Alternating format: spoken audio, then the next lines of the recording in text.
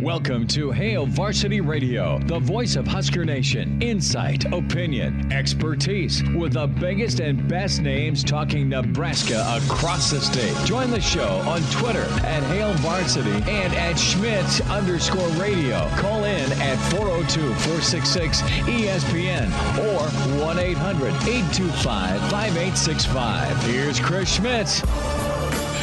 Great to have you, Ed. It's a road show today at Hail Varsity Radio, presented by the Nebraska Lottery. Chris Schmidt, Elijah Herbal. We're here at Lucas Oil Stadium.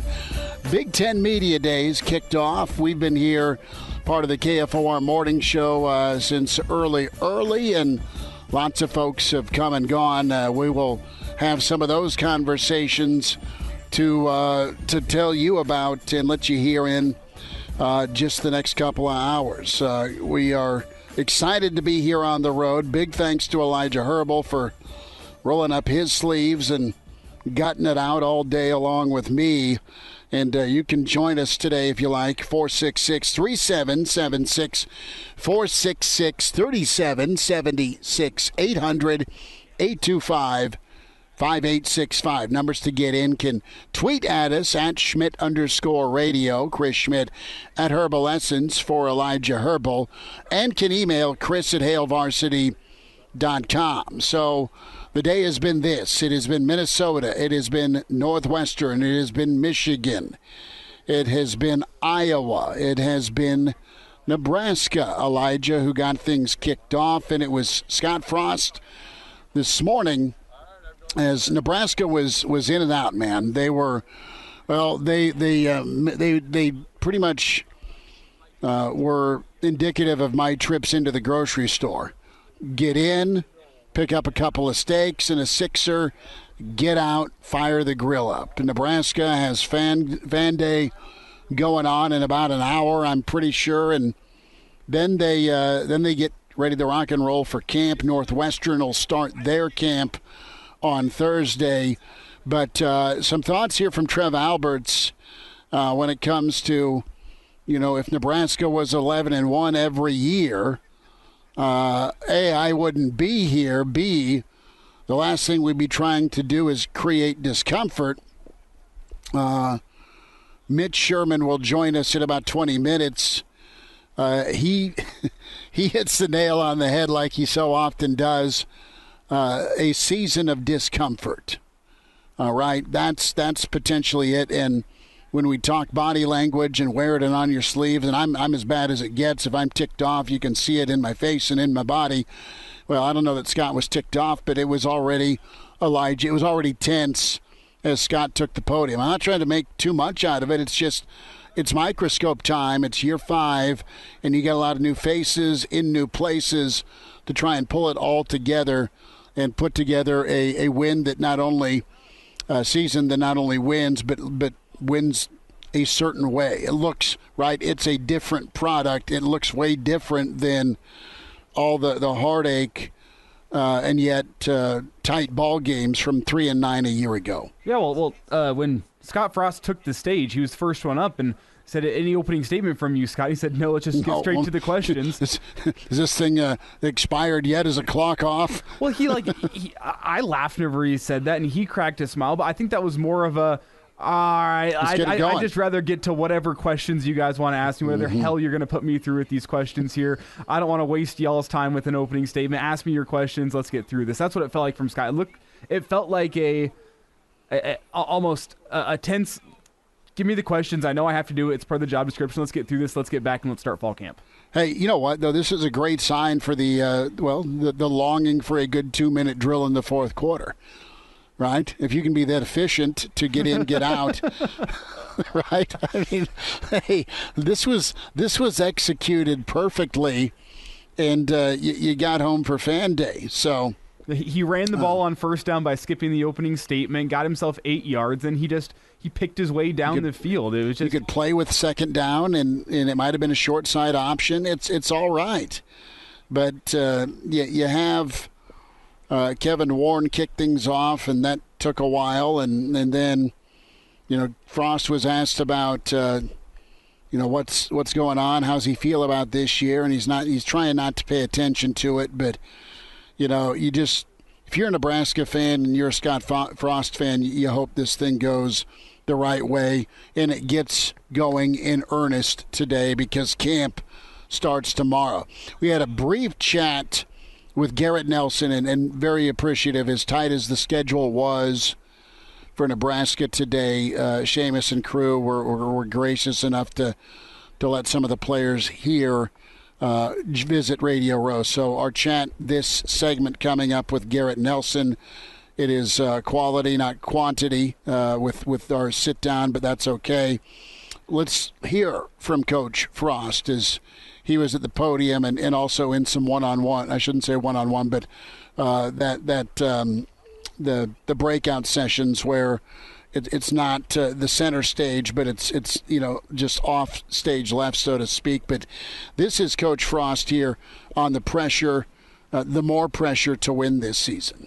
I don't pay any attention to it. Any year you're coaching at a school like Nebraska or any of these schools in the Big Ten, there's going to be pressure to win. And, we certainly were playing catch-up with a lot of teams for a long time. I think we've done a good job closing the gap, had our chances to win a lot more games than we have. It's our time to do it, and the pressure doesn't change. He's right about that. I mean, it's always pressure to be in the hunt, right, in contention, and play a certain way if you're Nebraska. And Nebraska, unfortunately, has not played that certain way, and that's, for the most part, error-free, or you're not self-inflicting. And it's been all kinds of pain for the fan base, not just last season, but seasons before Scott got here, where you're getting embarrassed on a national stage, or Iowa's questioning your toughness as they continue to bludgeon you in the run game, and then you fast forward to all these close ball games where you've got to make a play. You've got to be more buttoned up to not make the mistake, to give the other team the opportunity. And you go from blowouts to close losses to, Elijah, you got to flip it over to some close wins. And once that happens, you just do need it to happen. Joel Klatt going to be with us in hour 2. Barry Alvarez with us in hour 2. Cade McNamara, Michigan quarterback, here in about 40 minutes or so. And then, one of the more interesting sit-downs, and he was good to chat with. I mean, he's the next NFL dude for Iowa, and that is going to be Jack Campbell, their linebacker. He'll be with us in the second hour as well. More from Scott Frost here about play calling, and that's a question because the Whipple factor is very real, and that's a good thing. But you don't want too many cooks in the kitchen with Nebraska football. How much is Scott going to, I don't want to say back away, and he didn't want to, say, look, stepping away. That's not what he's doing.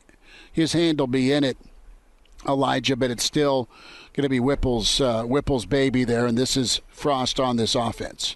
It makes me a little sad because I like it, but it's also helped me focus on a lot of other areas that we can get better. I'm going to be able to spend more time with a lot of the other players, and it's going to be a collaboration. I'm not divorcing myself from it. We need to put our players in the best things and to give them the chance to win football games, and we'll continue to do that. So a couple more comments from Coach Frost. This media session, really just some small changes this offseason. In reality, it's an offensive coordinator. It's a quarterback's coach. It's an offensive line coach. It's a running backs coach. It's a wide receivers coach. It's a passing game coordinator. And it's a special teams analyst in Bill Bush, going to coordinator from that analyst role. But more from Frost on the off-season changes. No, when you feel like you're doing the right things, if a complete change of course is the wrong way to go. There's always little things that we might tweak or ways for us to look to get a little bit better. My role is going to change a little bit, having an offensive coordinator that I trust to take it over a little bit. But for the most part, we've been doing it the right way. It just hasn't led to the results we want yet. this year's going to be different. That's a fair take, Elijah, that they're close enough that you don't want to blow it all up. You just need some small tweaks, but it's got to be more consistent. And small tweaks isn't really the right way to put it either, because whenever you've come up short, close, you need better quarterback play for 3 straight years. Yeah, it's like something needs to change, but it doesn't necessarily have to be huge. You can run the same offense with tweaks, and I think that's more what he's getting at is while the changes from the outside may look big, what their effect on the program is going to be may be smaller than what maybe even what we've been saying so far this summer in terms of what the play looks like on the field. And I guess that's something we're also in wait-and-see mode on, is how big are these offseason changes. But it's one thing when you look at the record and you go 3-9, but it's another thing whenever you're the first team in FBS history with 9 single-digit losses. And that's a hard balance you have to find. And I think Trev Alberts also spoke on that a little bit today of wanting to continue this program moving in the right direction and knowing it's moving in the right direction and not wanting to make too drastic of changes in that it derails the progress that you've already made, while also knowing that you need to make changes to get where you want to be. Last thought here from Frost when it comes to the edge rush, getting after the quarterback, and O'Shawn Mathis, his addition to the team. O'Shawn's another talented kid. We'll see how he factors in with the other two. We felt like we needed maybe one more piece there coming out of last year to give Caleb and Garrett somebody else to play alongside of him. Excited to see what he can do in fall camp. I think off-season was kind of a surprise for him and how hard he had to work in the weight room, and I've seen improvement from him already. That being said, I'm really excited about the development of Jamari Butler and Blaze Gunnerson as well, and I think that went kind of from a position of concern to one of the, if not the strongest position on our team. Trev Alberts weighs in before we get to Garrett Nelson, and Trev on his relationship with Scott. Whether it's your marriage or just friendship, right? It takes time to get to know somebody. We all have our strengths and weaknesses, and I talked, I think, when I first, back in July a year ago, we talked about trust, and trust goes both ways. Coaches have to earn the trust of administrators, and administrators have to earn the trust of the coaches. So I think just being transparent, sharing information with Scott, working through, getting his perspective, and slowly, I think it kind of naturally, organically evolves into some trust where he can bring some things to me, I can bring things to him, and we can work through them together. So I'm really, really pleased with where the relationship is right now. I'm pleased with where football is. We haven't won any games, but I'm pleased with how bold and strategic that Scott and the staff have been in trying to make the changes necessary to affect the change needed to win games in a very difficult conference. And by the way, as you just mentioned, Andy, it's not going to get any easier. We're bringing in a really challenging brand. So our job is to figure it out. And we're going to have a much better chance of figuring out if we're doing it together rather than doing it in silos. That is Trev Alberts. So Elijah, talk to me here, bud. Do we have time for Garrett Nelson, or do we push this back? You mean the sit down with Garrett Nelson from earlier? Yeah, the sit down with Garrett earlier. Are we too late to the party on that? We're a little too late to the party. Let's maybe we may have to shelve that. Let's hear from Garrett though, as he was in that breakout session when it comes to the hot seat talk, because that's the cloud that does exist, right? It's the dare I say it, fart in the elevator with this season and Nebraska trying to be different, to be better than they have been in quite a while. Here's Garrett Nelson. It fires me up. That guy's done more for anybody I've ever known, for us. The guy's a father figure to me. He's played here. He's he's brought a lot of success to this university. Like I said, he's a father figure. He's done everything for us. And for a guy that would give a shirt off your back for you, hearing those comments or people trash talking him on Twitter or whatever, it makes you mad as a player because you get to see him every day and you get to be around him every day and understand what he does for you. I want to play as hard as I can for him. I want our defense and our team to play as hard as they can for him, and I think we have those guys. The Tight end we talked about in Travis Vokalek. You have Austin Allen off to the NFL. Vokalek now is going to be a guy that can be super important to your run game, be physical, but also be a brute getting open and getting yards after contact. And then what's he pay forward leadership-wise and how-to with that young tight end room. We know about just the talent that Nebraska's recruited there. Some thoughts here from Travis Vokalek as he was another part of the Nebraska media party. This is the closest the team's ever been. It's the guys on the team. It's player. The leadership is crazy right now. It's player led. Guys are confronting guys on mistakes that are happening, and we all know what needs to be done. It's the closest we've ever been. I'm hanging out with the DBs outside of football, which hasn't happened a lot. Hanging out with the defensive guys. When we're just sitting there, going head to head with each other, and it's been awesome. Build a lot of relationships. Got to know guys on a personal level. It's the closest it's ever been, and I'm super excited to get this thing going. That is Travis Vokalek. We are getting going here. Day one of Big Ten Media Days 2022. Chris Schmidt, Elijah Herbal, live here near the 50-yard line at Lucas Oil Stadium. Mitch Sherman joins us from The Athletic. His take on Nebraska, on Trev, on Frost, on this dicey 2022 season. Cade McNamara, Michigan quarterback, also on the way. Hello, listener. Hey, it's Chris Schmidt with Hail Varsity Radio, and I wanted to let you know about a special deal just for listeners of the Hail Varsity Radio Show podcast. We're offering $10 off the annual subscription price. That means that you can get everything we do. 10 issues of our monthly magazine, our annual football yearbook, and all the premium content we produce at HailVarsity.com. Just go to HailVarsity.com/subscribe and enter in the promo code GBR for $10 off a full year of Hail Varsity. That's HailVarsity.com/subscribe, promo code GBR. He's in his 30s, but sounds like he was born with a stogie in one hand and a brew in the other. Now, say my name. It's Schmitty on Hail Varsity Radio. I got the body of a taut, preteen Swedish boy. We're here at Lucas Oil Stadium, and it's Tuesday, which means it's Mitch Sherman time. That's right. It's a blur, isn't it? I know. I didn't know it was Tuesday. I had to stop and think as well. And, Mitch, good to spend some time with you. Thanks for popping on by. And this morning, some early impressions, some thoughts on Scott Frost and the Nebraska narrative as they got things kicked off. Tight timeline for the Big Red because of camp opening up. Yeah, the Huskers are in and out. They're done. 9 a.m. We heard from Garrett Nelson, Travis Vokalek, Quentin Newsome, and Frost a few minutes later, and then Scott was on the main stage right after Kevin Warren. So he's out of here. They've got to go back to Lincoln and report to camp and fan day tonight. So it's then right into Wednesday and the start of practice. A lot of things happening back in Nebraska, and here it was pretty much what you'd expect.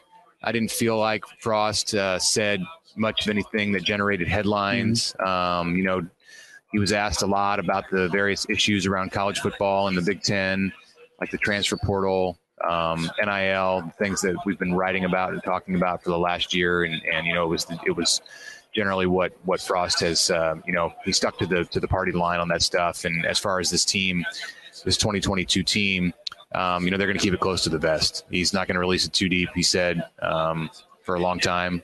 We may not see one this year. I mean, at least leading up to the opener in Dublin, don't expect to know a lot about Nebraska's personnel. That's not uber shocking. The quarterback is going to be key, as is the offensive line, Mitch. We hit on it quite often. But what's your read and feel, Bud, with the communication between Frost as head coach and a guy that loves play design and scheme, and also the Whipple factor, who he's the grizzled old vet that's going to come in and help make the offense a little bit better, a little more efficient, especially in the red zone. So How is that dynamic, that marriage as we talk about? What did you read into, Coach Frost, with that topic? Scott is pushing back a little bit on the conversation, the belief that he's stepping away from his role as an offensive innovator. Whipple's going to call the plays. Whipple's going to bring in his scheme, especially in the passing game. But Frost's influence remains, and he wants people to understand that. He's not going to be a CEO in the 30,000-foot sense of the word, where he walks around and spends as much time with the defense as he does the offense. I think he's still going to be an offensive guy. He's going to be there. Obviously, he's going to be on the ground floor in the meeting rooms and in the install over these next few weeks with the players. So that, I suppose, was a little bit interesting. I thought maybe we would hear more today from Frost about somewhat removing himself from the intricacies of this offense, but that's not what he had to say. In fact, it was more the opposite, that he's going to be right there with Whipple and making this offense go. So as it plays out over 12 games ahead, I think what you're going to see is Frost heavily involved in a lot of the run stuff. And he talked pretty passionately today about the offensive line, moving the line of scrimmage, and how that's already changed. The mentality has changed with what Donnie Raiola has brought in. But to me, I think as the season goes on and things he takes hold and Whipple takes hold with what he's going to do, you're going to see Frost settle into more of a role where he is presiding over the run game and Whip takes care of the pass game. Mitch Sherman's with us from The Athletic. We're here on site for a Tuesday with Mitch Sherman, Lucas Oil Stadium, Big Ten Media Days. Rutgers. Yeah, Rutgers, Penn State, right? And I had some folks chiming in on social media. Why am I set up behind the Rutgers in the Ohio State? I'm just trying to angle so no one's going Blair Witch at home with the camera, So we got a good setup here. But, Scott, I think you're right. I think one of our colleagues asked about stepping away, and he's like, that's the wrong term. He's going to be involved. You just hope that it's not a situation where there's too many cooks in the kitchen and there's pullback and everyone's spice is the right spice, and all of a sudden you can't eat your steak. Yeah, you can't. It's too salt. If there's such things, too seasoned. What does a steak taste like in Dublin? I don't know. I don't know that anyone's ever ordered one. Somebody asked about the food in Dublin and what Nebraska, the players, are going to do for food while they're over there for the Week 0 game. That's when we knew that Frost's session with the media at the beginning was getting too long. What did he say? I think they have food over there that we can eat. It's a country that is civilized and can put some food on the table in front of us. So they're not going to bring everything from Nebraska to across the Atlantic. Well, Mitch, what are you going to eat over there? That's a great question. I'm staying in the city center. Okay. So right down there in downtown, there will be a pub, I'm sure, that has some corned beef and cabbage. I don't know. We'll find out. I've never been there, so I don't know what's on the menu. Cranak's kind of my tour guide. That's who I'm going over with, and we're doing shows over there. But I haven't thought that far ahead as far as what to eat. If there's going to be some Fairbury brand hot dogs over there, Runza's favorite little Val's and Lazari's. I mean, it'd be okay to get that fired up. Mitch Sherman's with us. Mitch, let's go to the defensive side of the ball, and we sat down with Garrett Nelson briefly, and I know he had a breakout session over there. His intensity's always been appreciated and respected for sure from teammates, but he is very open and energetic about growing that leadership role, and also the introspective part with, where they fell short, not to dwell or kill his confidence, but he looked at where they were short, and the fuse is well lit for this defense to keep getting better, not take a step back, but also, be better from his position group, and that's get after the quarterback with O'Shawn and with Caleb Tanner. And of course, Garrett wants to be a guy that is all about getting after the quarterback. Yeah, it sounds like he's the number one leader on this team right now from a returning player perspective. As the year goes on and Nebraska starts to integrate more of the transfers and this team melts together, there's going to be the possibility for a guy like Casey Thompson to become, I think, a real leader. And he already has in some ways with the offense, but team-wide over the entire locker room, it's Garrett Nelson's team, and that was evident from the comments that Scott Frost made today. It's not just a defensive thing. They brought him here because he's captain material. He's somebody who this team is going to draw its energy from. And, Garrett, of course, that starts on defense, and, he lives that black shirt by that black shirt code. It means everything to him to wear that practice jersey and to be in that fraternity of Nebraska defensive players over many years. So, I'm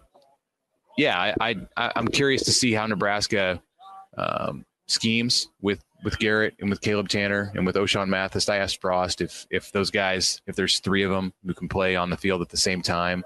He went to talking about Jamari Butler and Blaze Gunnerson and how that position with the addition of Mathis, that edge rusher spot, has turned into maybe the strongest, deepest group on the entire roster. And clearly it is led by one guy, number 44.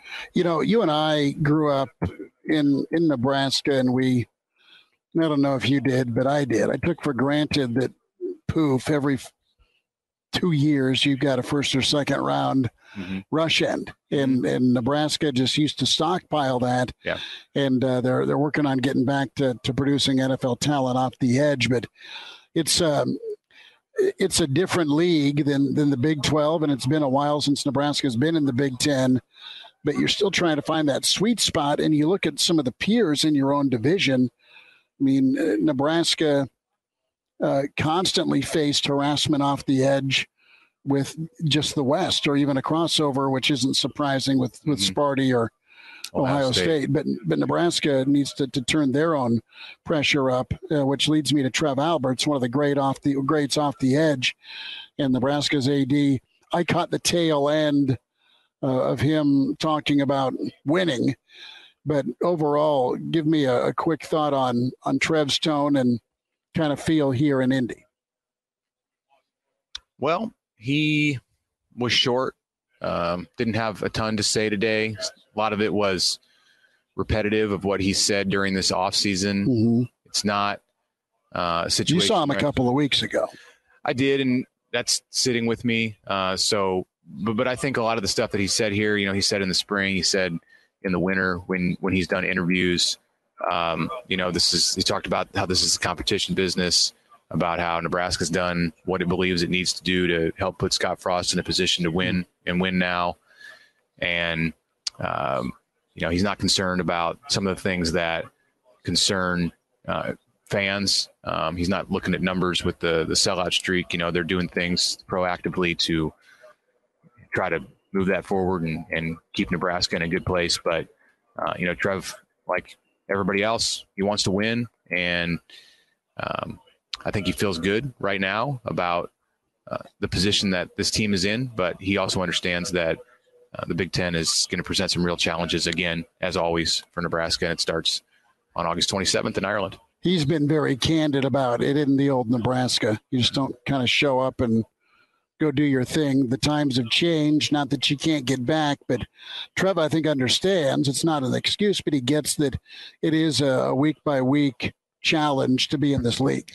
Yeah, it was a year ago this month when he was here in Indy, and he had just started this job, and he was really learning the ropes at that time. It was a different feel for Trev now that he's been through it, and he's gotten to meet a lot of the athletic directors, his contemporaries, not just in this league, but around the country at the Power 5 level for football.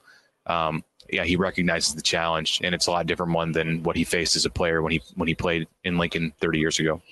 Mitch Sherman with The Athletic, at Mitch Sherman on Twitter here at Lucas Oil Stadium, Big Ten Media Days. Mitch, thanks for making time on a Tuesday, buddy. Good to see you. As always, happy to talk to you on any Tuesday, so we'll see you next week back home.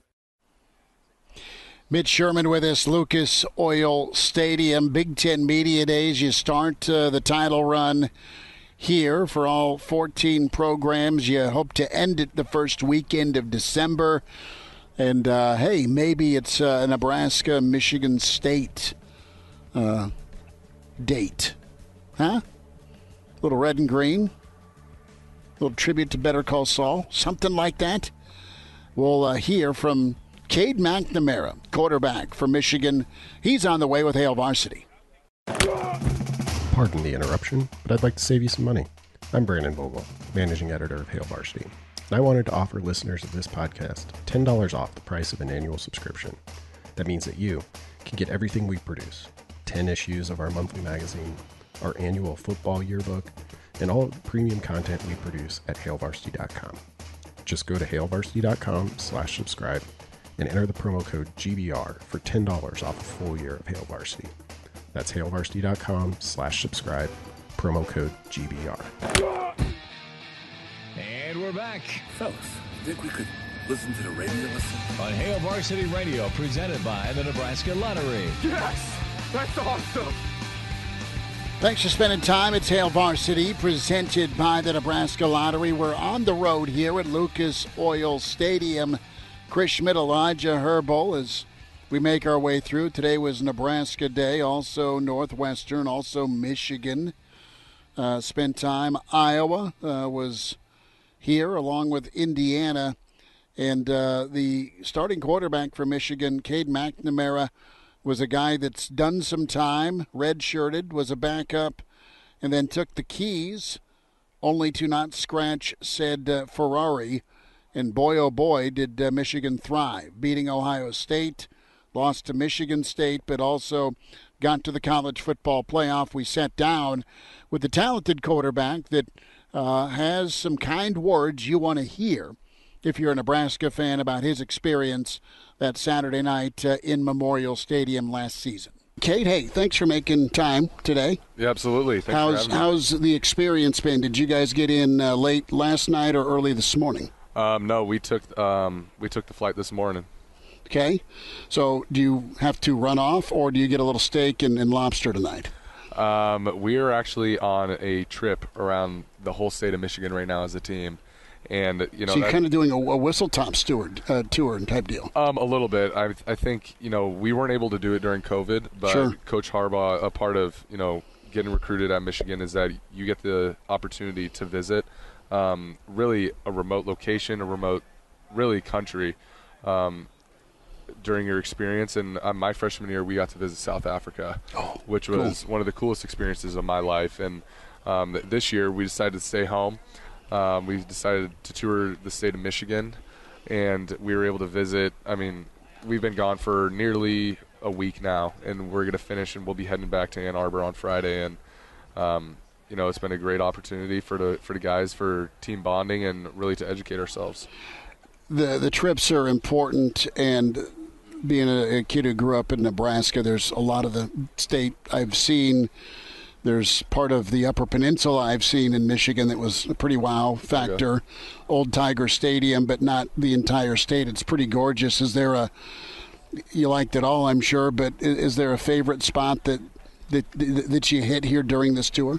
So far, it's been Sleeping Bear Dunes. I think we were just there a couple days ago. Mm-hmm. Just really, it's so beautiful out there. Lake? And, so you're overlooking Lake Michigan. I bet. And there's, the water is insanely clear. And, our tour guide actually said, that's kind of a bad thing because there's some kind of organism that's eating all the algae. So it's creating actually an invasive species. But, I would cheer for clear water, wouldn't you? Well, that's what I'm saying is that it looks sweet. It looks great on camera. But, it's been so far Sleeping Bear Dunes probably takes the cake, but we're going to head up north up to the UP later this week.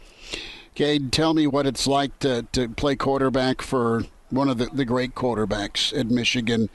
Your learning curve, the patience needed, and just how you were able to thrive. Really enjoyed watching Michigan football last year, power football, but that downfield passing attack that you were able to lead. Yeah, thank you. I really love playing for Coach Harbaugh. I think him recognizing how well he played the position and the knowledge he's able to give me is really a great perspective for myself as far as where I'm getting this information from. I'm not getting it from, sometimes you could get really anybody. You're not going to get a coach who's probably played the position at such a high level who's coaching you. And, I get that in Coach Harbaugh, and, me and have a really good relationship. And, I'm very appreciative of him and what he has taught me. His demands are real high. And what's the world like for a quarterback? You're not that far removed from high school. You know what the transfer market's like. And you have specifically your position. People are always at you for maybe a next best opportunity. Tell me about the patience needed to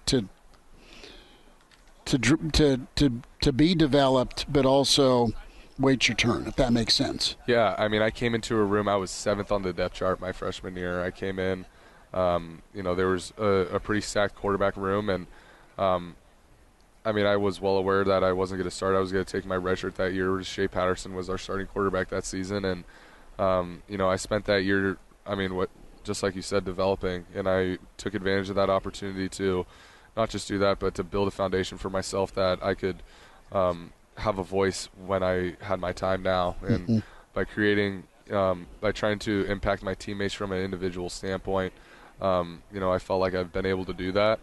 And with the combination of, the work that I've put in and really the wisdom from all the coaches I've had, whether that's Coach Weiss, Coach Harbaugh, Coach Herb, our way coach, or even my former quarterback coach, Coach Ben McDaniels, I've accumulated a great amount of knowledge and experiences that I'm able to really apply to myself and make myself a better football player. What's Coach Harbaugh's coaching style like with you as quarterback? He's extremely intense. Everything you do is going to be watched. He's going to know. He's going to wonder why you did something. He's going to analyze it. He's going to coach you. You can always count on Coach Harbaugh to coach you to the best of his ability.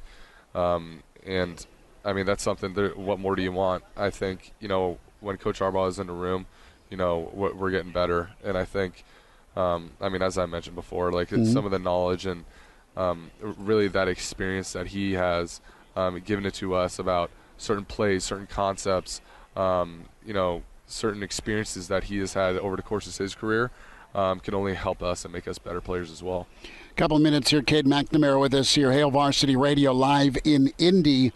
As Michigan, you're defending Big Ten champs. They were part of the college football playoff. Was there a tipping point game for you guys last season that turned kind of, solidified the fact that it was a special season? Yeah, if I'm going to be honest, I think of two games. I really think of Wisconsin first, and then, the state of Nebraska second. The University of Nebraska right there. I think, Wisconsin, for the majority of our team, was the first away game played with fans for probably over 50% of our team. And we hadn't beaten Wisconsin at Wisconsin. Doesn't happen that often. Really, and I think it was about 17 years. And I think that was Coach Harbaugh's first time ever winning an away game as a underdog, which is crazy. And for us to not only do that for the first time and then come out with a W, but secondly was the game against Nebraska was really the first time that we faced adversity. Nebraska played a hell of a game against us, and during that game was really the first time we faced adversity last season. And it was the first time I got sacked all season was against Nebraska, which is crazy.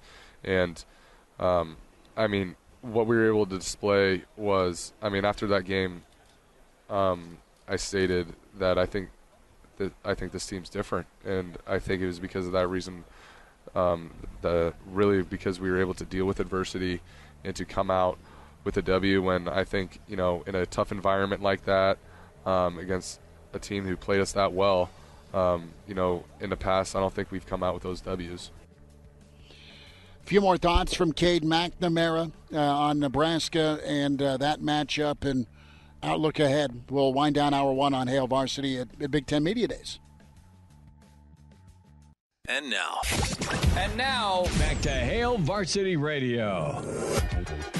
Final thoughts, hour one. Michigan quarterback Cade McNamara. Cade, speak to that environment. I've covered the team a long time, so, I mean, I've seen the monster non-conference games. Michigan's not been in Lincoln. That was the first time you guys were in Lincoln since 2012. But it was just gorgeous night for football, first of all, and then the entire state divulges on Memorial Stadium. And what's it like to navigate through that environment? Because that when it's loud and it's crazy and it's third and forever, those are moments that make or break and can either springboard or, stop momentum. Right. I say it every single time. I truly think the hardest place I have ever played is Nebraska. I think that atmosphere, I believe, is a blackout at night in a tight game.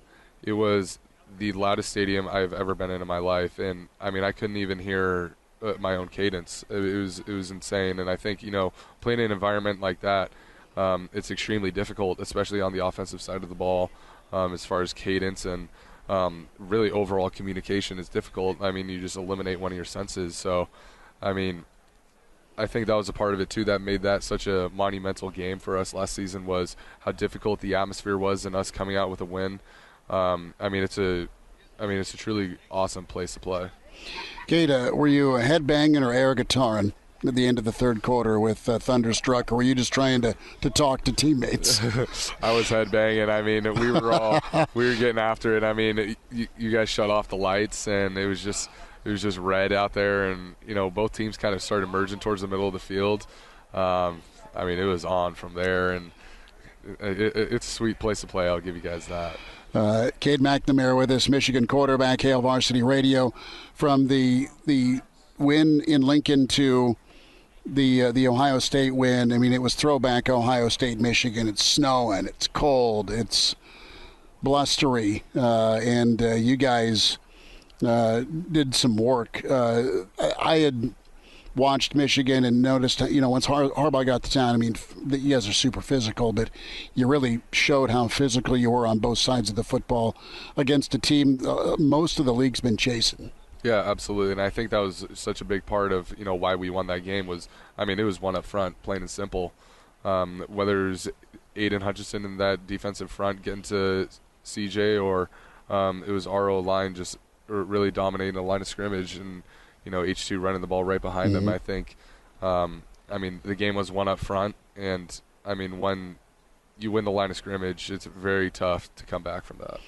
So where's Michigan sit right now from great year? You stack on top of that, you're a returning starter, a leader in a position of leadership. You lost a ton on the defensive side. How does 2022 look as we wrap up here? I mean, I think 2021 was a really great season for us. I mean, we were able to lay a foundation for winning, for a culture that we can build on. But as a program, we've really been stressing that was Team 142. Now this is a different team. This is Team 143. 143 hasn't achieved anything, and that's that's what we're going to roll with, and that's really the only mindset that we can really approach this season with, because otherwise we're going to be vulnerable. Cade McNamara, quarterback, Michigan. Nebraska hooks up with Michigan on the road in Ann Arbor, November. Cade, good to see you. Thanks for the time today. Absolutely. Nice meeting you. Good stuff from Cade McNamara, Michigan quarterback. Another quarterback, Joel Klatt, kicks off hour 2. His thoughts on the Big Red next. Like what you hear? High-quality radio and podcast is part of what we do at Hail Varsity. Hey, it's Chris Schmidt with Hail Varsity Radio, and I wanted to offer listeners of the Hail Varsity Radio Show podcast $10 off the price of an annual subscription. That means that you can get everything we do. 10 issues of our monthly magazine, our annual football yearbook, and all the premium content we produce at HailVarsity.com. Just go to HailVarsity.com/subscribe and enter in the promo code GBR for $10 off a full year of Hail Varsity. That's hailvarsity.com/subscribe, promo code GBR. Welcome to Hail Varsity Radio, the voice of Husker Nation. Insight, opinion, expertise, with the biggest and best names talking Nebraska across the state. Join the show on Twitter at Hail Varsity and at Schmidt_radio. Call in at 402-466-ESPN or 1-800-825-5865. Here's Chris Schmidt. College football analyst with Fox. Joel Klatt back with us. Joel, how's the day been? How you been, man? It's been good. I'm just excited to get to the games. You know, I feel like our news cycle in this sport, it's like I'm so tired of the summer news cycle in our sport. I just want to get to the games so we can stop talking about NIL and transfers and conference realignment. Yeah, the newsmaker this summer was the Big Ten with UCLA, USC. We'll get there in a bit. I want to focus a little closer to home, and that's Nebraska and the Year 5 outlook for Coach Frost. We saw Coach Frost here on the podium to kick things off this morning right after the commissioner. And he's in game mode already. Nebraska was in. They were out. They're off to Fan Day tonight, and then camp open tomorrow. But needless to say, a big season for the Big Red. Huge. This team last year was as good of a 9-loss team as you can possibly be. And that doesn't, I know that's like a big bucket of salt poured into the wound. They were so close. And, I think that they got stuck and they got stuck and garnered no momentum. And they needed to learn how to win some of those games. And unfortunately for them, you could see it almost when they would get into those tight ball games. You sensed that there was a tightness about like what's about to happen. And that's because from the rip against Illinois, it was turnovers and penalties that started to kill them. And then that just plagued them the rest of the season. And, until they can fix that, then, they're going to continue to be on the wrong end of this. But they're talented. I like the transfers that they got. I like Scott as a coach. I still really believe in him. They've made some fundamental changes to the core and overall culture of that program, which I think was much needed, to be honest with you. And I don't think that there's any reason why he can't be more successful this year. And to his credit, he knows that. And that's why he has publicly said, listen, I'm betting on myself, if you will, taking a pay cut, which you don't generally see in this day and age. But I think he knows that his job is big this year, certainly, but it's also an important one to get them turned around. Joel Klatt with us here, Lucas Oil Stadium, Big Ten Media Days. From your perspective and experience as a player and now analyst, kind of pinpoint your take with what culture you saw and what's the flip. And real quick, I think a guy like Bush, a guy like Mickey Joseph, the delegation of more of a veteran offensive mind and Whipple, that can help. But how do you see a better culture, and what was the culture in your eyes? Well, that's a great question. It's tough to really put your finger on what the culture was. I know talking with Scott, he felt like they needed to get to a point where there were more tough-minded players and guys that could overcome. And I think, I don't know if the word, it's tenacity, it's toughness. And I think that to some degree, the culture within the Nebraska program had deteriorated to a point where that had left, and he wants to bring it back. And I think, at least, I haven't been around him other than one time last year, at least in Lincoln, and he seemed to think that it's on the right track, and he's got a team that more represents that this year than maybe at any time during his tenure. You mentioned that moment where the game can go either way in a one-score game. and the pucker factor is what we kind of called it growing up. Is it as simple as getting one win to go your way to alleviate that fear versus a little PTSD when you get in? I think so. I think that like winning breeds winning, you know, and so like you either have the belief that it's like, oh, hold on, we're almost there, versus like, oh no, like something's going to happen for us. Right. We're going to make a play. We're going to do the things necessary. We've got the confidence to do that. You hear it, you know, talked about as confidence or whatever it is. And I think that there's either a tightness or a confidence, and a couple of wins just generally give you that confidence. And I think that's what they lacked last year. Joel, let's talk quarterback. Casey Thompson is in. Adrian's down at Kansas State. We saw what Pitt did with Pickett and the Whipple offense. Can Nebraska be a successful offense, grow into that with all these new moving pieces, O-line coach, running back coach, wide receiver coach, plethora of transfers, and a quarterback that I liked what I saw at Casey Thompson. I just hope he can stay healthy. Yeah, I mean, the health is an issue. It was an issue a little bit last year. I think more than anything is what you see in college football is that every team has a 1-year lifespan, and there's always so much turnover that it's a little bit less of an issue in college football to have this amount of turnover than it would be like, let's say, in the NFL when you've got like a veteran core group of guys that are all of a sudden changing systems. So I think that from that standpoint, yeah, it can turn around very quickly.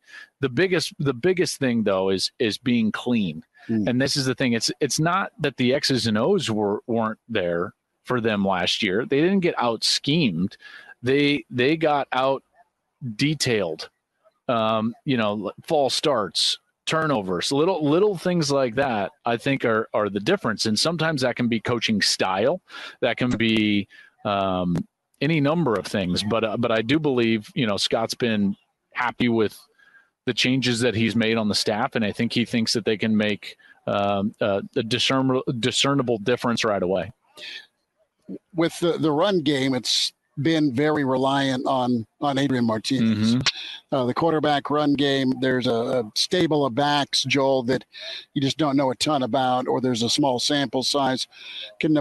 What does success look like to you in Nebraska's run game, presumably without much quarterback run? Yeah, that remains to be seen. I'm not sure what that looks like. I'm not sure what their immediate strength is going to be. You've got to rely on something right away. And it's either like we can short pass on first down, we can run the ball on first down, we can RPO on first down. What is that? Are they going to be a heavy RPO system? Is it something where that would make sense? I'm not sure what success in the run game looks like. I don't think that they're going to be dominant in the run game, so I don't think you should expect them to just sit there and run the football down somebody's throat. So creativity early in the season, I think that you're going to get some of that. And then ultimately it's just about, can you run the ball when you need to run the ball, in particular late, in particular if you get into those one possession games and you need to milk a little bit of the clock. The Frost-Whipple dynamic, how does that work? You have two pretty good offensive guys, yeah. Also remains to be seen. I keep saying that, but it's get back to me October 1st. Yeah, exactly. I think that we'll see, and I think if you ask them deep down in their heart, they don't know exactly what it's still a work in progress. You kind of have to go and be in a fire, if you will, before that you're going to know exactly how that's going to all pan out. So we'll see. And we'll see in Ireland. We're headed over. Good. All right. Good. Yeah. Are you? I heard you talking with Doug and company. You get Bama, Texas, huh? Bama, Texas, week 2. I'm excited for that one. That one should be a good one, and then we're going to be up in Lincoln week 3 for OU. That'll be great to have OU here. Last thought here on some Big Ten topics. The West, you had so many 9-win, 8-win squads. Any feel with pecking order, or do you have a lean at least? Do you like Purdue because of the quarterback? Do you like? I do. Listen, when you bring a quarterback back, that helps. Wisconsin was good at the end of the year. They've got to replace a lot on the defense. Iowa needs to find something offensively. Should be really good on the defensive side. you just like look past Northwestern at your own peril. I know that sounds crazy, but it's like you and I have been around this long enough to know that it's like Pat's a great coach. So and he gets who knows? You write him off, and here they are back in Indy. Minnesota has a 15th year quarterback. Yes. You know, I mean, so you know what I mean? Like and by the way, Mo Ibrahim is a real back. He's awesome. He's a real back. They were giving Ohio State all sorts of fits early in that opener last year before he got injured. So West is as deep as it's probably ever been, to be honest with you. And I think it's a toss-up. And I think one of 4 or 5 schools could actually win it. Can they replicate their success? Do you see a number of 9-win teams coming out back-to-back? I could see that. Yeah, I could see that. I mean, it all depends. And in this conference, here's what's tough about this conference is that the middle of the conference is all really similar. And this is what bit Nebraska last year, is because when you make little mistakes and you lose little games over and over and over again, there's enough good teams to beat you. There wasn't any easy wins out there, right? There's no Kansas, right? Correct. Kansas was always the yes. Correct. Yeah, absolutely. And even way back when it was Kansas State, you know, I mean, so there aren't those throwaway games in this conference, and because of that, I could see a lot of 8 and 9 win teams. Ohio State, they're the favorite. They're the pick. Michigan lost a lot. Does Sparty rebound? Those are all some questions. But Ohio State's run defense, they got lit up last year. Is on Ohio State like offensively, they're incredible, and I think they're going to be the best offense in the country. They just have to outscore folks, or can someone go ball control? I mean, Jim Knowles is there big. because of that. His scheme is very different than anything Ohio State has ever really tried to do. Ohio State has tried to just sit there in the past in general and just say, we're better than you. We've recruited better than you. And they got out of position a few times last year. In reality, Ohio State fans won't want to hear this, but they really, the Jeff Hafley year, they were good on defense with Chase Young and Jeff Okuda, and Fuller was back there. I mean, they were really good, very talented. Outside of that, they have not played great defense the last 5 seasons, outside of that 1 year. Again, they're not going to want to hear that, but it's true. Bama abused them in that national championship game. Michigan last year only had to throw the ball, I think, 2 or 3 times in the second half to beat them. Think about that. That's crazy. In those conditions where everyone's loading up against the run anyway. That's exactly right. Now, they had some problems, with linebacker depth, but that's going to be an issue for them as well. Long story short, I mean, Jim runs a system that was really made for teams like Duke and Oklahoma State that are undermanned. And so they're going to move. They're going to do unique things in the blitz game. They're going to try to create pressure on the quarterback, not allow just one player to manifest that pressure like a Chase Young. And that's not been Ohio State's MO. So this is a defense that they're going to have to learn kind of on the fly, and it remains to be seen. I mean, he had a veteran group at Oklahoma State last year, a really veteran group, and they were very good at the linebacker position. And it's not the same at Ohio State. You're always going to deal with a young defense. Why? Because they're talented enough to go to the National Football League. So remains to be seen. Notre Dame, your feel is what? What's their landing spot, or do they still get independent status? What's the time frame? 2 years, isn't it? I still think they land in a conference. A pick? There's only one conference that they would go to. Big Ten. Yeah.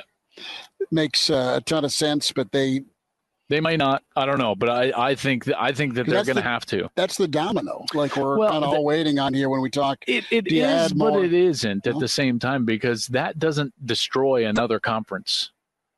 Notre Dame will have to bail if the ACC is already crumbling. Correct. Right? Yeah. Correct. And it puts the ACC in some peril, but it's the only one that has a high enough value that the presidents of any conference would be like, well, yeah, we need them, because then we're all going to become a bit richer. And I know I hate to just put it in financial terms, but those are the terms, you know. Joel Klatt with us, lead analyst, Fox Sports College Football at Joel Klatt. Follow him on Twitter. Great updates throughout, of course, on radio and for sure on his Twitter feed. And Joel, we'll see you in Norman. Thanks, man. Appreciate you. Yeah, thanks again. No, Lincoln. It'll be in Lincoln. That's what I meant. There we go. Norman. Yes, but in Lincoln this year, Joel Klatt, thanks for joining us. You got it. Joel Klatt reminding me that, yes, there's no mother of all road trips to Norman this year with Uncle Andy in the RV and Uncle Mark. And there's no Dumb and Dumber reenactment where there's some short guy holding on to some offensive lineman's shoulders together on a scooter, weaving through Norman campus as Nebraska mounts a fourth-quarter drive. Just in time to set up post-game Rio Red reaction. That was a hoot. Yeah, none of that, Elijah. If we find our way to a post-game, we'll walk. We won't be riding together. That's a shame. That memory may be the highlight of last football season for Brother, me. that was hilarious. There's 6'6" offensive tackle Elijah Herbal. That's generous.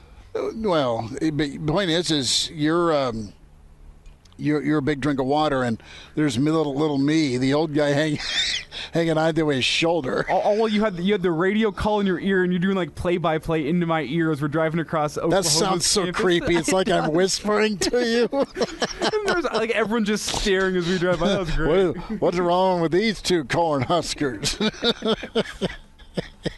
Nothing. We were setting up shop. We should have just stayed for the end of the game and then bolted to the Lloyd Noble Center. More football. How's that sound? More football. Big Ten Media Days. All-American linebacker Jack Campbell, Conference Preseason Player of the Year next. Like what you hear? High-quality radio and podcasts are just part of what we do at Hail Varsity. I'm Brandon Vogel, managing editor. I wanted to offer listeners of the Hail Varsity Radio Show podcast $10 off the price of an annual subscription. That means that you can get everything we do, 10 issues of our monthly magazine, our annual football yearbook, and all of the premium content we produce at hailvarsity.com. Just go to hailvarsity.com/subscribe and enter the promo code GBR for $10 off a full year of Hail Varsity. That's hailvarsity.com/subscribe, promo code GBR. And we're back. Fellas, think we could listen to the radio listen? On Hail Varsity Radio, presented by the Nebraska Lottery. Yes! That's awesome!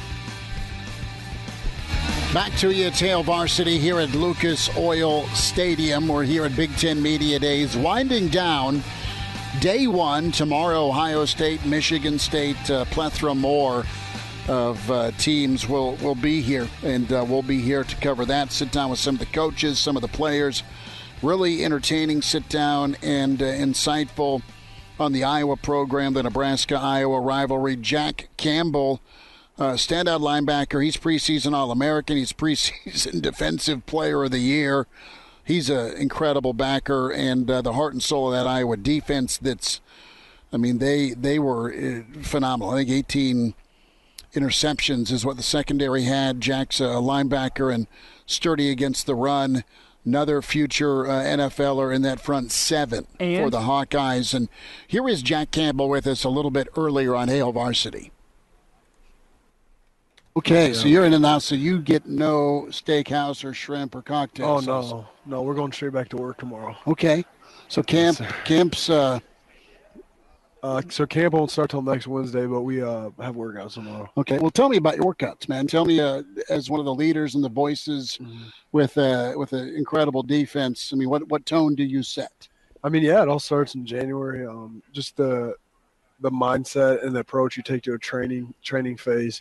I feel like it's really important because I feel like in the off season you can make some tremendous strides, not only individually but also as a team. Just getting really to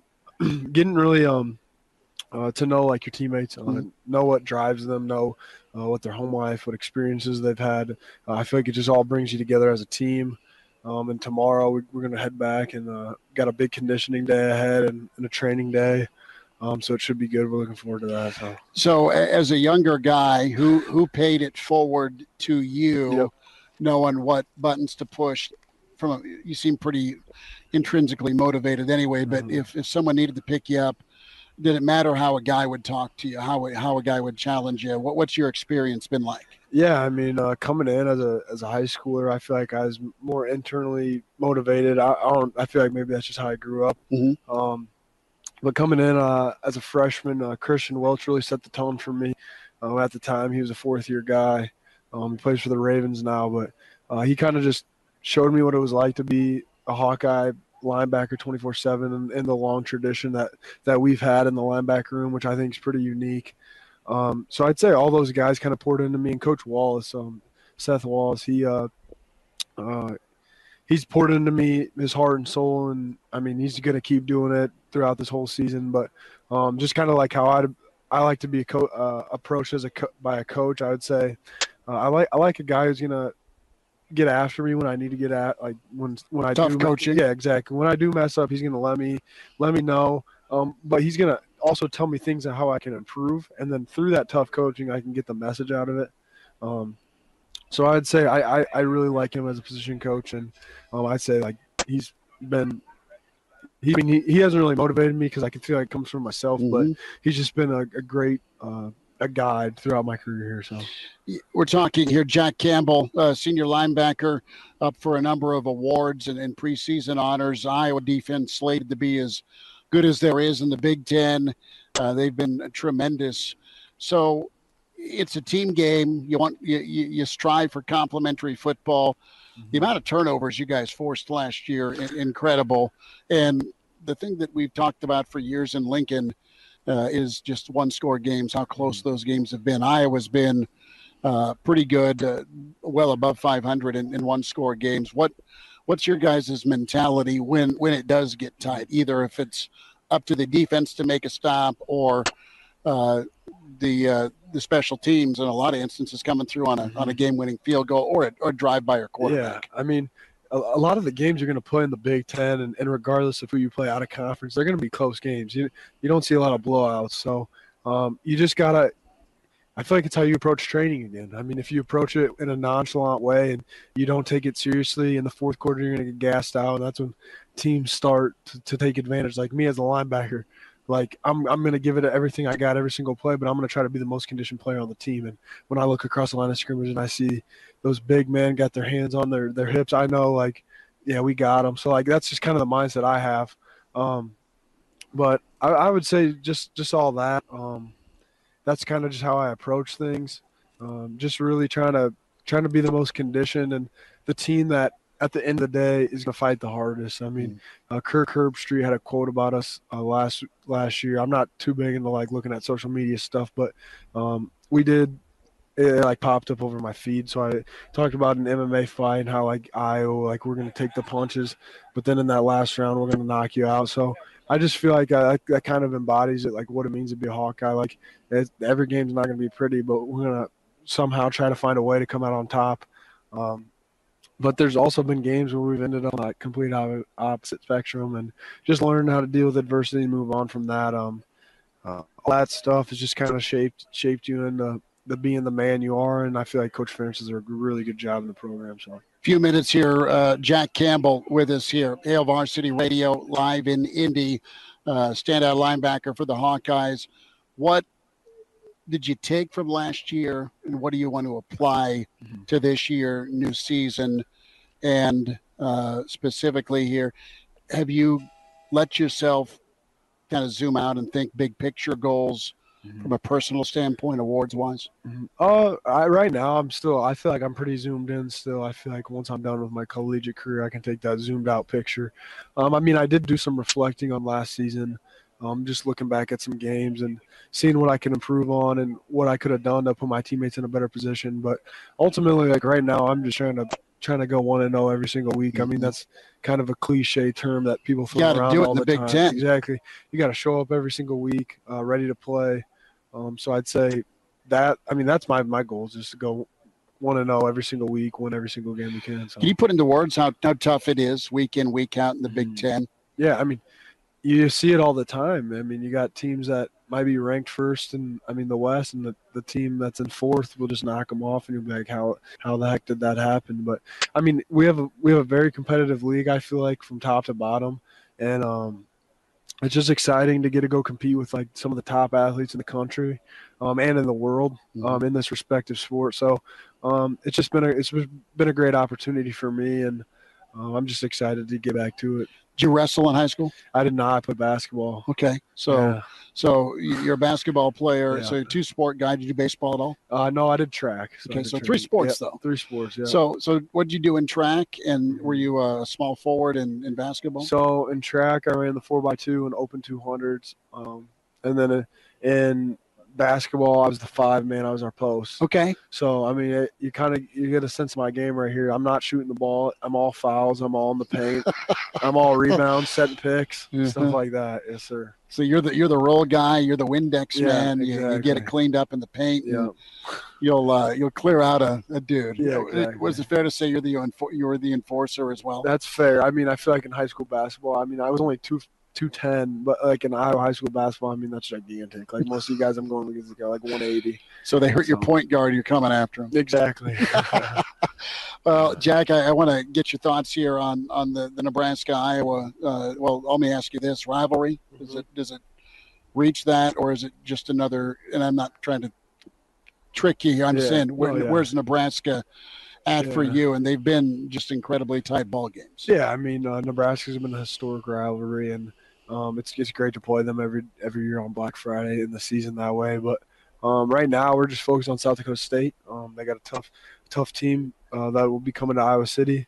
They won the FCS last year. I feel like a lot of people don't realize that. A lot of regional kids go up there and play great football. Exactly. So it's going to be, I mean, a lot of Midwest tough kids are going to go play. So it's going to be a tough game. So right now we're just kind of focused on that. But I mean, I feel like the Iowa-Nebraska game is like a kind of a historic rivalry in the Midwest, and it gets a lot of the fan bases up. So where were you at mentally that fourth quarter? You guys are down double digits, and then all of a sudden it flips. You get a punt block, another special teams play by Iowa, and you guys have a really impressive comeback in Lincoln. Yeah, I mean, never for a second in my mind during a game do I think they're gonna turn over and give up and lose. I just try my best to stay positive and get the guys around me to thinking positively and just focusing on what we can do. And I mean, you saw it, our 3 phases: offense, defense, special teams, that all came into effect. I mean, if it wasn't for Henry Marquez doing his job on special teams and Kyler for being in the perfect to catch that touchdown, to shift the momentum in that game, I would say in that mind, how every play matters so much, and you don't know what play is going to be that big breakaway play, but just being doing your job every single play. It sounds simple, but it's so hard to do. Exactly. I'm pro. Yeah. I mean, look at Coach Ferentz. So yeah. Well, last thought here. Jack Campbell, linebacker, Iowa, Hail Varsity Radio. Did you start out your career on special teams? Did you work your way up? Yeah, yep. So freshman year, I started on every single phase of special teams minus field goal block and field goal. And that was just a great opportunity for me to get into the environment and learn what it takes to play at that level. But also just how undervalued special teams is, I feel like, in collegiate football. And I feel like Coach LeVar Woods does a fantastic job. Every single year in and year out, we have some of the best special teams in the conference, but not only in the conference, but in the country. And I feel like that's kind of a facet a lot of people don't think about. So, how many points is it worth a game? Special teams? 4. 4? Easy? Oh, like how many do you think we're getting from special teams? Yeah. Oh, shoot, we can get 12 easy. Okay. Yeah. So it's that big a cushion. Yeah, exactly. Like when we're going to the game, I mean, we know like our field when we put our field kicker past like the 40, like he's gonna make it. So, and just I mean, Corey Taylor's invaluable, pinning them deep and being able to get an offensive coordinator's playlist from here to here. Yeah. That helps a lot as well. So, Jack, good to meet you, man. Nice Best of luck. Jack Campbell with us, Hail Varsity Radio. We're here at Big Ten Media Days. They got a little chirpy towards the end, but really good insight on just some football talk from from Jack there, and he'll be playing some good ball. Yeah, it should be noted, Cleveland.com preseason poll picked him as your Big Ten Defensive Player of the Year. So yeah, he's big time. He is big time. Guy who knows a thing or two about playing linebacker. Barry Alvarez. We sat down with the Husker Hall of Famer, Wisconsin AD, and special assistant to the commissioner about expansion, the Big Red, and the Big Ten. All that on the way with Hail Varsity. Hello, listener. Hey, it's Chris Schmidt with Hail Varsity Radio, and I wanted to let you know about a special deal just for listeners of the Hail Varsity Radio Show podcast. We're offering $10 off the annual subscription price. That means that you can get everything we do. 10 issues of our monthly magazine, our annual football yearbook, and all the premium content we produce at HailVarsity.com. Just go to HailVarsity.com/subscribe and enter in the promo code GBR for $10 off a full year of Hail Varsity. That's HailVarsity.com/subscribe, promo code GBR. And now, back to Hail Varsity Radio. Back in Hail Varsity Radio, we're here at Big Ten Media Days. Chris Schmidt and legendary athletic director Barry Alvarez with us here on Radio Row. Ears bleeding? Sorry about that. You're pretty loud in my ear here. Still? It's good. Okay. Well, it's one way to start things off. Coach, good to see you again. Thanks for stopping by, and a lot to talk about. I want to get your thoughts, though, first and foremost, about USC and UCLA, the expansion for the Big Ten, the process that it entailed, and getting that yes. I mean, that was a big, not only newsmaker, but awesome for the conference, a conference you love. Yeah, you know what? I was really excited when it happened. Kevin called me and told me that they're in the process of making that happen. I think I haven't heard one negative thing about it. No. I just think it's the two schools are a good fit. You bring you take the conference to the West Coast in schools that are brand names, and I just think it's super. It's really a very positive for the league. Was it necessary for the league, in your opinion, to expand and, I don't want to say keep up with the SEC, but add two brands like that? Yeah, I wouldn't say it was necessary. I just think it was good for the league. Mm-hmm. I think it added to the league. It was positive for the league, but I don't think it was necessary. I don't think you had to do that. Mm-hmm. Barry Alvarez with us here at Hail Varsity Radio. Coach, as we look towards the expansion and have UCLA and USC, what do you envision with the Big Ten? Your thought, would you go divisionless? Would you do pods? How would you break it up? I could see no divisions, just one league.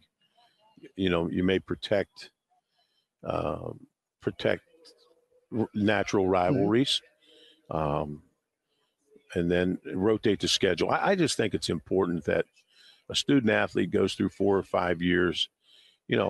I would like to play at every campus, every play every school and be on every campus. I think that's in every stadium that's in the league. I think that's part of, being in the Big Ten. So that's what I would like.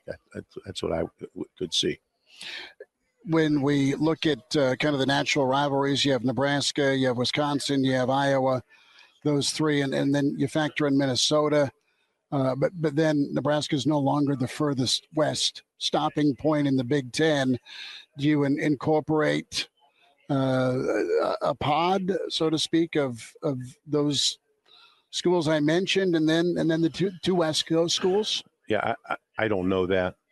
I would just say, in Wisconsin's case, you protect Minnesota. Wisconsin's the longest ongoing rivalry in college football. Mm-hmm. So you got to protect that. When we had the legends and leaders, we didn't play Iowa for a few years. Now that's we're 3 hours away. Mm-hmm. It's a great game for our fans to get to. You got to protect that game. And with my ties in Nebraska, those three are really a natural for Wisconsin to protect. And everybody's a little bit different, but protect those games and then rotate the rest of them. That's, that's about as simple as it can be. Barry Alvarez with us. Coach, a thought on Wisconsin this year. Really talented on the offensive line historically. That was an emphasis for you. Defensively, you fly around to the football. And Allen, man, he was something to watch carrying the football last year. Such a young player, but such a really dynamic back. Kind of ballpark the Badgers this year for us. I think we have a chance. Defensively, we got have a lot returning. I think Jimmy Leonard does a tremendous job running that defense. Keeps a lot of pressure on the offenses. So I figure we'll be very good on defense. I think our line is good. That's where I always start. You go to the offensive line. If you've got a good offensive line, you've got a chance. And then I thought Braylon, as the season went along, you just saw him get better.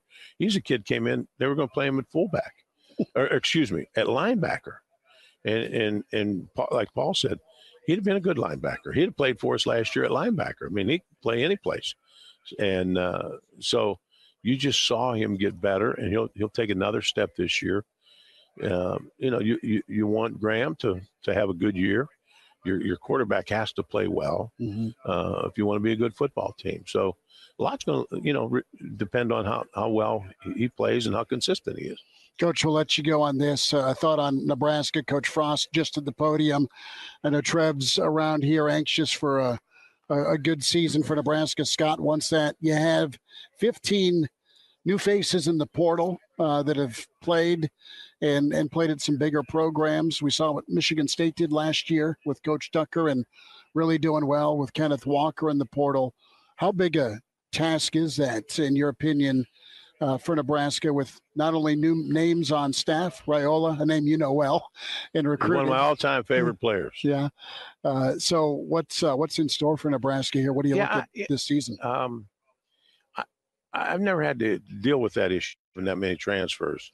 But that, Mel Tucker, one of my former players, did a great job of incorporating, his transfers last year. But that's a coach's job to have them, fit in and be a part of that team, and everybody buy into them, and create a chemistry that works. But Nebraska's close. I thought they were a good team last year. I sit back and I look at their record. I can't believe it, because I thought they were a pretty good football team. And Scots, they're right there, and there's no reason why they shouldn't be successful. Barry Alvarez with us, Hail Varsity Radio, Hall of Fame Husker and Badger here at Media Days in Indy. Coach, always appreciate seeing you. Thanks so much. Absolutely. Thank you. Barry Alvarez there, reiterating how close he thought Nebraska was and the track they're on. And it's fascinating Barry is part of the special assistant work to Commissioner Warren. You bet you know what, he had a thought and for sure a take on getting USC and UCLA in the mix. And Barry's history with Notre Dame be pretty big here when it comes to maybe getting the Irish to make a call. Ted emailed in when it comes to Scott Frost and Media Day today. If Scott was acting tough to set the tone for the players, okay. If he was petulant to avoid media pressure, not cool. That having been said, I'm totally pulling for Frost to succeed.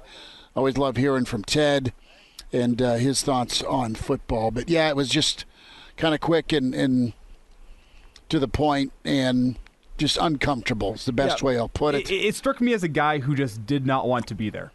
Exactly.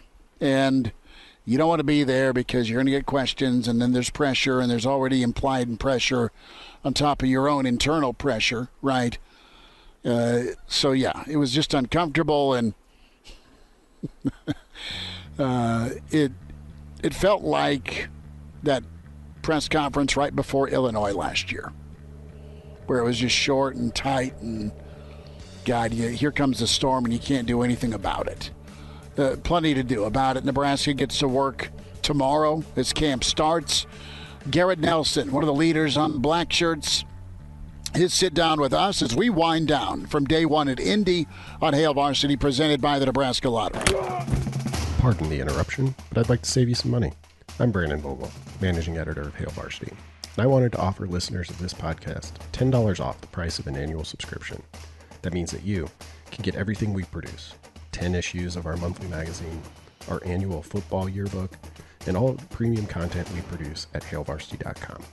Just go to hailvarsity.com/subscribe and enter the promo code GBR for $10 off a full year of Hail Varsity. That's hailvarsity.com/subscribe, promo code GBR. Miss us? Come here, brother. Give me a hug. Bring it in for the real thing. We're on call for you. Catch the podcast at hailvarsity.com, the ESPN Lincoln app, or download them.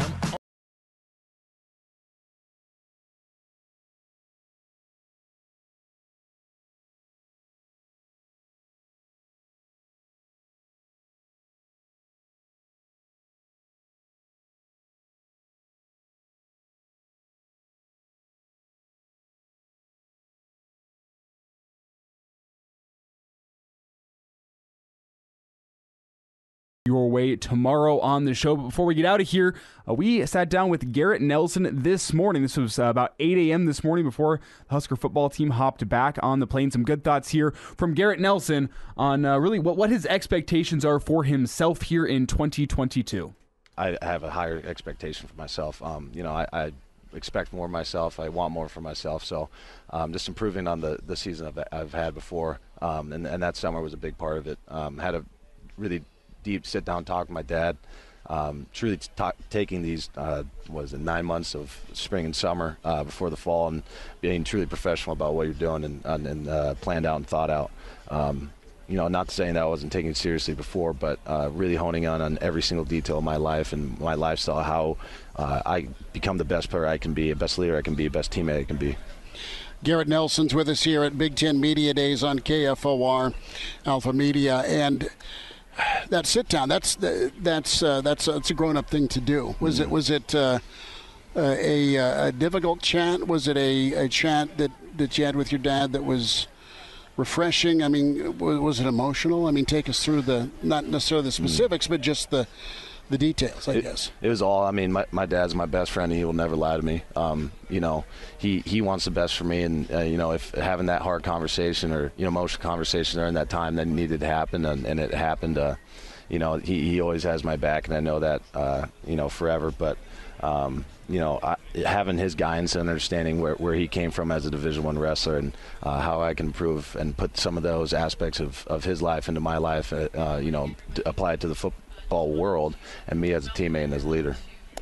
Garrett, where can this defense go in 2022? Really solid defense last season. You lost some pieces. You've added some new faces. Mm-hmm. Yeah, putting it on my shoulders personally, when coaches say that we need one more sack, or my expectations as a rush end and everybody in the D line room to come over the walls and get that one more sack and get more turnovers and be more ferocious up front. Just as a position group, that's what we want. But as a defense, it's, like you said, we had a very solid defense last year, and building off of that block and understanding that's the standard now, and we can only go up from there. That's what you can expect. Garrett Nelson's with us here on KFOR. Garrett, a thought on your unit on that defensive line, some new faces and some old faces. You specifically Caleb Tanner, of course. O'Shawn's in there. And then the secondary. How are both those units going to mesh this year as we say goodbye? Yes, they're separate units, but yes, we're on one defense, and we have to understand that. We are all tied in this giant system together. Being honest with each other, like you said, with the accountability and bringing everybody together, always almost like in a volleyball huddle, and understanding, what we need to do on this series or on this player, this part of practice, and all collectively being one mind and understanding that mindset and that mentality that we have, that black shirt mentality. We found that last year. We know what it is. We know what the standard is, and we got to hold everybody accountable. That and we talk about it every day. Garrett Nelson, appreciate seeing you again, man. Thank you. Thanks for stopping by. Of course. On the cover of Hail Varsity Magazine. Garrett, you take care, bud. Thank you. That'll do it for us here in Hail Varsity Radio. We'll talk to you tomorrow on a Wednesday from Big Ten Media Days.